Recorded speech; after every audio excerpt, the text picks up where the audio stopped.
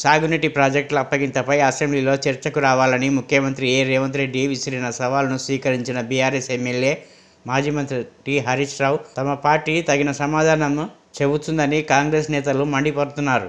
సమాధానాల కోసం BRS LB Nagar assembly నియోజకవర్గ సమావేశంలో ముఖ్యమంత్రి హరీష్ రావు మాట్లాడుతూ 10 ఏళ్ల బీఆర్ఎస్ పాలనలో కేంద్రం ఒత్తిడి చేసినా కేఆర్ఎంబీకి సాగునీటి ప్రాజెక్టు అప్పగించలేదన్నారు. అసెంబ్లీలో చర్చ పెట్ట మాట వీఆర్ రెడీ, నువ్వు ఎప్పుడు పెట్టావో పెట్టు, నీ దిమ్మెది రేటట్టు అసెంబ్లీలో సమాధానం చెప్తాం బిడ్డ. గతంలో మా కేసీఆర్ గారు ఇదే అసెంబ్లీలో పవర్ పాయింట్ ప్రజెంటేషన్ పెడితే మేం ప్రిపేర్ కాలేదని ముఖం చాటేసి పారిపోయింది నీ కాంగ్రెస్ పార్టీ. బట్ మేము అట్లా పారిపోం, నీ దిమ్మ తిరిగే సమాధానం చెప్తాం, మేము తయారుగా ఉన్నాం.